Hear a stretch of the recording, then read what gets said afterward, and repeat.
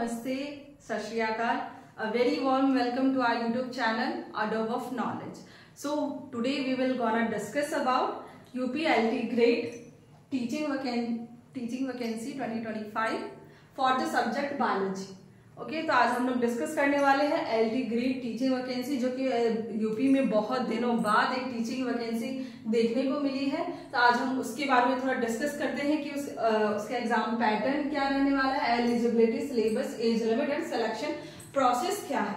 Okay तो अभी notification आ चुका है आपको 28 जुलाई को, और इसका डेट है टिल डेट 28 अगस्त। तो आपके पास अभी टाइम है, आप जल्दी से OTR फॉर्म फाइल करके सबमिट कर दीजिए, फॉर्म अप्लाई कर दीजिए। तो इस बार जो कह रहे हैं कि RO ARO का जो रिकॉर्ड होता है, कितने सारे बच्चे फॉर्म भरते हैं, इस बार LT ग्रेड का जो टीचिंग वैकेंसी का जो अप्लाई फॉर्म होने वाला है वो RO ARO से ज्यादा होने वाला है, यानी उसका जो रिकॉर्ड है वो भी टूटने वाला है इस बार। यानी कि 10 lakh plus form application apply हो सकते हैं। 10 lakh plus, this is a huge amount of application to be filled in this teaching exam. So अब आप सोच सकते हैं कि जो हमारा जो अभी इस बार जो टीचिंग वैकेंसी में जो टोटल नंबर ऑफ सीट्स आए हैं एलटी ग्रेड का, वो है 7466। तो सिर्फ इतना जो सीट है, और उसमें भी जो फॉर्म जो एप्लीकेशन फॉर्म जो सबमिट हो रहे हैं वो 10 लाख प्लस है। तो आप लोग सोच सकते हैं कि कितना ज्यादा इसमें टफ कंपटीशन रहने वाला है। तो आइए हम कुछ डिस्कस कर लेते हैं कि इसके एलिजिबिलिटी वगैरह कैसे होगा, क्या होगा, वो हम थोड़ा डिस्कस कर लेते हैं। नंबर ऑफ सीट हमारा जो बायोलॉजी है उसमें कितना होगा। तो टोटल नंबर ऑफ सीट है हमारा 7466 हमारा टोटल एलटी ग्रेड का नंबर ऑफ सीट है। ओके तो उसमें से जो हमारा बायोलॉजी सब्जेक्ट है उसमें जो मेल कैंडिडेट का जो रहने वाला है वो है, टोटल नंबर ऑफ सीट है उसका 125 बायोलॉजी में, एंड फीमेल का है 29 टोटल नंबर। तो इतना फीमेल में तो बहुत ज्यादा कंपटीशन है, इसमें तो बहुत कम सीट है 29, एंड इसमें 185 फिर भी ठीक ठाक सीट है। तो अब हम डिस्कस कर लेते हैं कि इसका एग्जाम पैटर्न कैसे होता है, कैसे इस बार जो हमारा एग्जाम पैटर्न आया है एलटी ग्रेड का वो चेंज होके आया है। इस बार हमारा 2 टायर में एग्जाम होगा, तो वो कैसे होगा देखते हैं। पहला जो हमारा एग्जाम होगा, पहला टायर 1 का जो हमारा एग्जाम होगा उसको हम बोलेंगे प्रीलिम्स। पहले हमारा होगा prelims, after that mains exam होगा हमारा। तो जो प्रीलिम्स है वो ऑब्जेक्टिव टाइप रहेगा, एंड जो मेंस है वो सब्जेक्टिव टाइप रहेगा। जो प्रीलिम्स है वो ऑब्जेक्टिव यानी कि हमें ऑप्शन चूज करने पड़ेंगे, और जो मेन है उसमें रिटन एग्जाम यानी सब्जेक्टिव जो है वो रिटन हमें लिखना पड़ेगा। उसके अकॉर्डिंग हमारा मेरिट लिस्ट बनेगा और हम लोग उसके अकॉर्डिंग हम सेलेक्ट होंगे। तो जो इसमें जो एग्जाम्स है उसका जो क्वालिफाइंग नेचर है, जो UR का जो क्वालिफाइंग नेचर है वो है 40%। यानी कि अगर UR कैटेगरी से अगर आप बिलोंग करते हैं तो आपको एटलीस्ट 40% रिक्वायरमेंट है, तभी आप इसको क्वालिफाई कर पाएंगे, अदरवाइज आप पहले से ही डिस्क्वालिफाई माना जाएगा। और जब आप देख ही रहे कि इतने सारे एप्लीकेशंस सबमिट हो रहे हैं, तो उस अकॉर्डिंग 40% लाना कोई बेनिफिशियल तो है नहीं। जब मेरिट बनेगा प्रीलिम्स एग्जामिनेशन का, तो आपका स्टार्टिंग से स्टूडेंट्स को लिए जाएंगे। तो जब स्टार्टिंग से स्टूडेंट को लिए जाएंगे, इतने कम सीट पे इतने सारे नंबर ऑफ एप्लीकेशंस जमा हो रहे हैं, तो उस अकॉर्डिंग यानी कि 40% तो बहुत ही लोवेस्ट स्कोर होगा, क्योंकि आपको इससे ज्यादा मैक्सिमम स्कोर करना पड़ेगा, तभी आप इसको क्रैक कर पाएंगे और प्रीलिम्स के बाद आप मेंस दे पाएंगे। ठीक है, तो अब हम आगे नेक्स्ट देखते हैं कि ये प्रीलिम्स में होना कैसे कैसे है। तो ये जो हमारा प्रीलिम्स का फर्स्ट एग्जाम है, टायर 1 एग्जाम प्रीलिम्स एग्जाम, वो हमारा ऑब्जेक्टिव होगा, जिसमें नंबर ऑफ क्वेश्चंस 150 होंगे। कितने होंगे? 150 नंबर ऑफ क्वेश्चन 150 होंगे। इसका टोटल मार्क्स होगा वो भी क्या होगा? 150 होगा।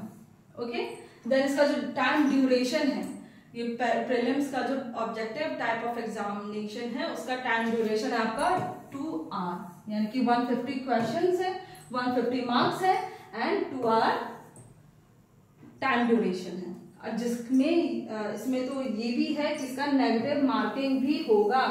तो नेगेटिव मार्किंग होगा तो नेगेटिव मार्किंग कितना है 1/3, जो एज यूजुअल सभी एग्जामिनेशन में देखने को मिलता है। तो इसमें जो 150 जो मार्क्स हैं, 150 क्वेश्चंस हैं, तो इसमें जो क्वेश्चंस है उसका डिवीजन कैसे है, उसका डिस्ट्रीब्यूशन डिवीजन ऐसे है कि 150 में से 30 जो क्वेश्चंस होंगे वो जीएस के होंगे। पहला जो 30 क्वेश्चन होगा और 30 मार्क्स का होगा वो होगा जीएस का क्वेश्चन। देन उसके बाद जो 120 मार्क्स और 120 क्वेश्चन बचा है वो होगा हमारा सब्जेक्ट रिलेटेड। जो भी आपका रिलेटेड सब्जेक्ट है वो आपका आएगा 120 मार्क्स में, यानी 120 क्वेश्चन होंगे आपके सब्जेक्ट्स के एंड 30 क्वेश्चन होगा आपका जीएस का। इसके बाद ही फिर आपका होगा मेंस एग्जामिनेशन।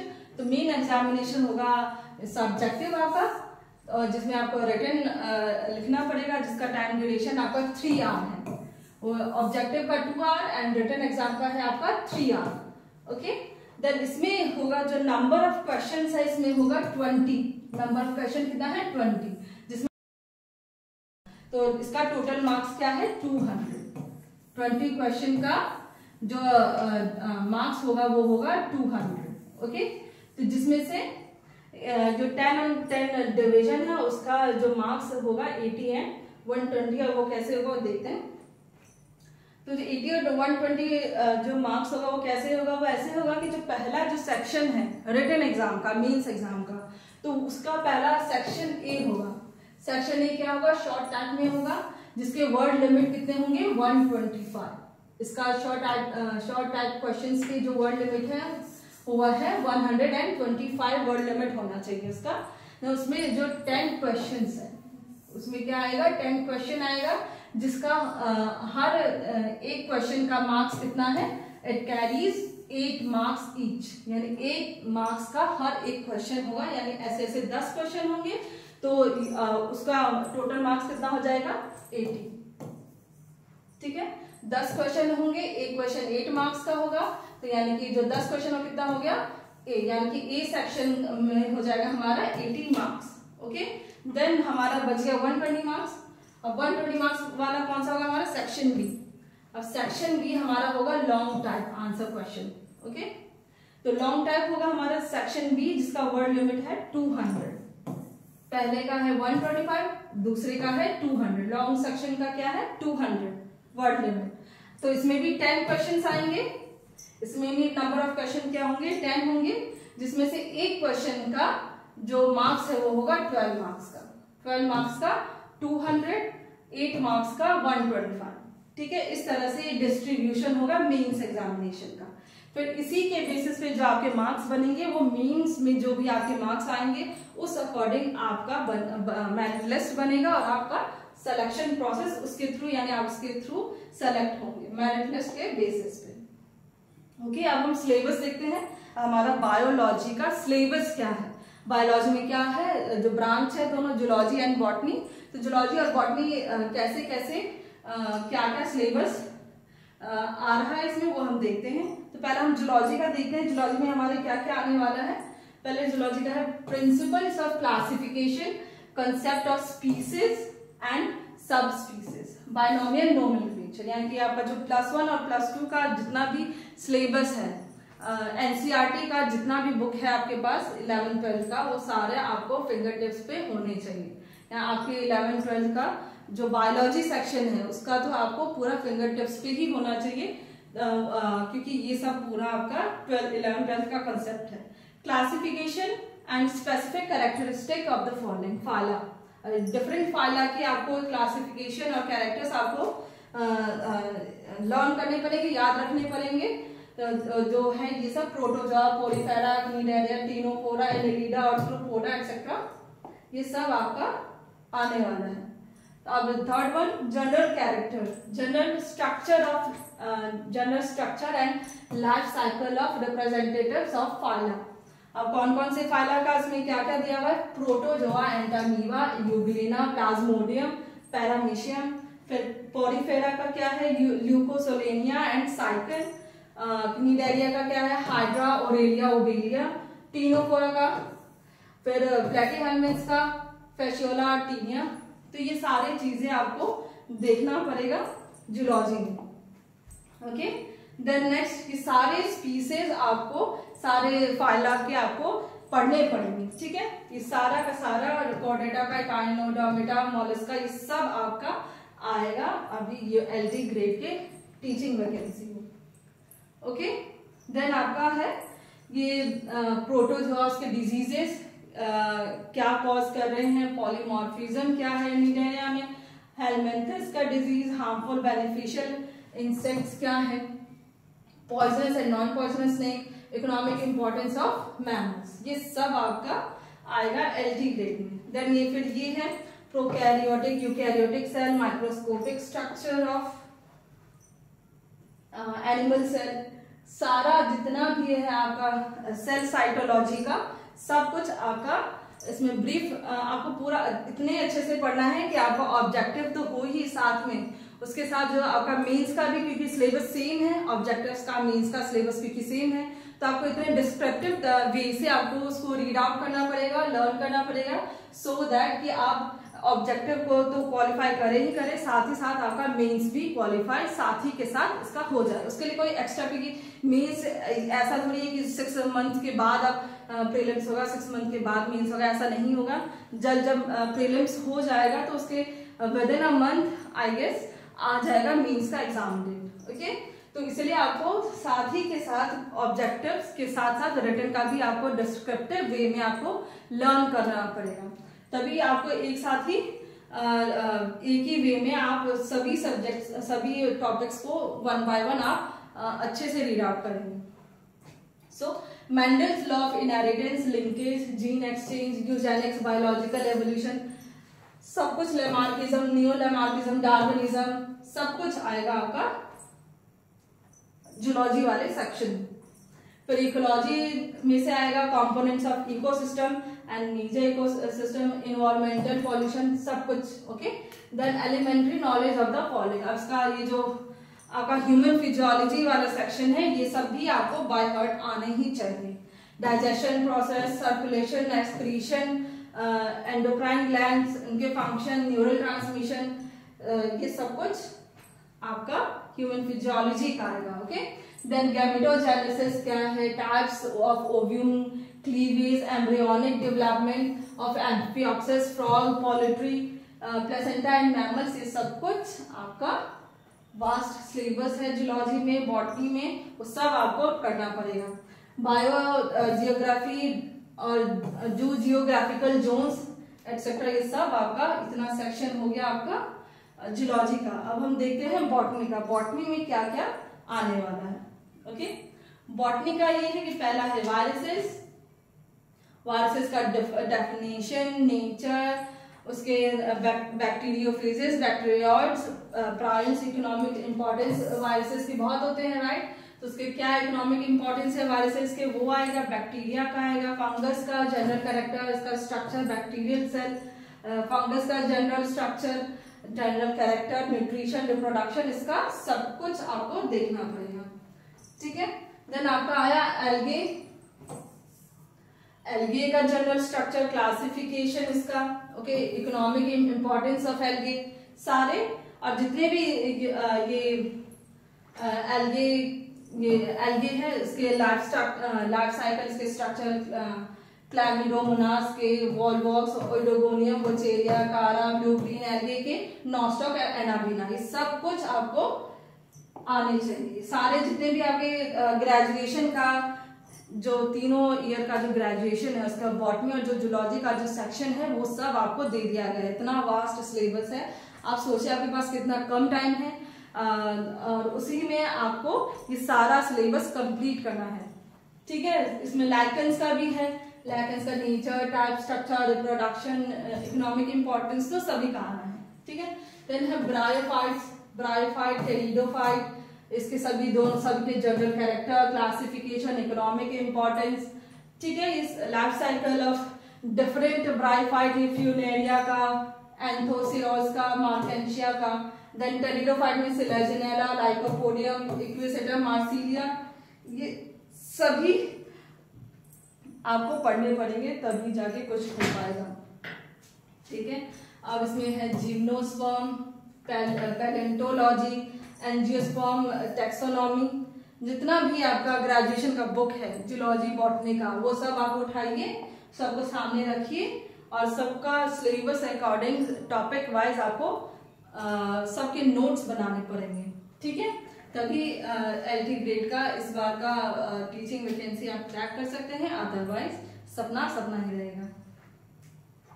ठीक है, देन डिफरेंट फैमिलीज है, जैसे रोज़ेसी, cucurbitaceae, रेनुनकुलेसी, अपेसी, Brassicaceae, Fabaceae, लेलिएसी, लैमिएसी, Euphorbiaceae, Poaceae, ये सारे जितनी भी जनरल फैमिलीज है सबके आपके जनरल कैरेक्टर्स आपको सबके मालूम होने चाहिए। देन एंजियोस्पर्म इंटरनल साइंस, अब इसमें से भी वही टिश्यूज है, टिश्यू सिस्टम के ग्रोथ है, डिफरेंट सेकेंडरी ग्रोथ सब है, इंटरनल स्ट्रक्चर, रूट और स्टेम के, ये सारे आएंगे। ठीक है, देन है आपका इकोनॉमिक बॉटनी। इकोनॉमिक बॉटनी में क्या सब है, ये timber, fibre, all medicinal plants जितने भी है सारे इकोनॉमिक बॉटनी में आ जाएगा। देन फिर एम्ब्रियोलॉजी का जितना भी सेक्शन है, structure of androecium, development of male gametophyte, female gametophyte, embryology का जितना भी कुछ है। ठीक है, मल्टीपल एम्ब्रियोजेनी, एपोमिक्सिस, पार्थिनोकार्पी, सब कुछ आपका एम्ब्रियोलॉजी में इंक्लूडेड है और सब कुछ आपको आएगा। ठीक है, देन है नेक्स्ट है आपका साइटोलॉजी का, फिर सब आएगा। साइटोलॉजी में study of plant cellular structure, उसके various organelle, cell division, cell cycle क्या होता है, जितना भी है सब आएगा। देन जेनेटिक्स का आएगा, structure of chromosome, chromosomal behaviour, law of inheritance, mutation, polyploidy, सब कुछ आपका जेनेटिक्स में आने वाला है। देन है प्लांट फिजियोलॉजी, बॉटनी का तो और भी ज्यादा वास्ट सिलेबस है, जूलॉजी से भी ज्यादा। ठीक है, प्लांट फिजियोलॉजी है absorption of water, ascent of SAP, nutrition deficiency, photosynthesis, plant hormones, germination, dormancy, सब कुछ आपका प्लांट फिजियोलॉजी में आएगा। देन है बायोकेमिस्ट्री का, बायोकेमिस्ट्री में क्लासिफिकेशन, प्रॉपर्टीज, जितने भी बायोलॉजिकल इंपॉर्टेंस ऑफ कार्बोहाइड्रेट्स है, प्रोटीन्स है, लिपिड्स है, न्यूक्लिक एसिड्स है, एंजाइम्स है, सब कुछ आपका बायोकेमिस्ट्री में टोटल ऑन एंड ऑन सभी के कैरेक्टर, सभी के यूजफुल फंक्शंस क्या क्या है वो सब कुछ आएगा। Then environmental botany, environmental botany में अब इन्वायरमेंटल के फैक्टर्स क्या है, सॉइल कंजर्वेशन क्या है, इकोलॉजिकल अडेप्टेशंस क्या है, food chain, food web, then plant communities, biodiversity, in situ and ex situ conservation, सब कुछ आपका ग्रेजुएशन का 11th-12th का सब कुछ आपका आएगा। ठीक है, देन है बायोटेक्नोलॉजी एंड जेनेटिक इंजीनियरिंग। अब ये देखिए इसका भी इम्पोर्टेंस है, ह्यूमन वेलफेयर में क्या इम्पोर्टेंस है, बायोपेस्टिसाइड्स क्या होते हैं, डीएनए रिकॉम्बिनेंट क्या होता है, डीएनए टेक्निक्स क्या होता है, टिश्यू कल्चर क्या है, बायो फर्टिलाइजर्स क्या होते हैं, ये सब कुछ आपका आएगा। देन प्लांट पैथोलॉजी में से अब प्लांट पैथोलॉजी में जनरल कैरेक्टरिस्टिक्स क्या है, बैक्टीरियल फंगल डिजीजेस क्या है, उसके उनके कंट्रोल के डिफरेंट वेरियस टेक्निक्स क्या है। ठीक है, जितने भी डिजीजेज है सब डिजीज आप इसको देख लेंगे नोटिफिकेशन में, और ये सब आपका ये सब कुछ आपका बॉटनी में आएगा। ठीक है, then all in all biotechnology में तो यही सब की जनरल इंट्रोडक्शन क्या है, प्रिंसिपल क्या है बायोटेक्नोलॉजी का, जीनोम मैपिंग, बायोटेक्नोलॉजी के एप्लीकेशंस, ह्यूमन जीनोम, सब कुछ आपका इसमें आएगा। ठीक है, तो यानी ऑल इन ऑल आपको +1 +2 का एनसीईआरटी और ग्रेजुएशन का बॉटनी एंड जूलॉजी, आपका तीनों ईयर का बॉटनी जूलॉजी का बुक आपको पढ़ना पड़ेगा। टैक्सोनॉमी का आप बुक ले लीजिए, कॉर्डेट्स, इन्वर्टिब्रेट्स का आपको बुक लेना पड़ेगा, एंजियोस्पर्म टैक्सोनॉमी का आपको बुक लेना पड़ेगा। ओके, तो ये सब आपका आएगा।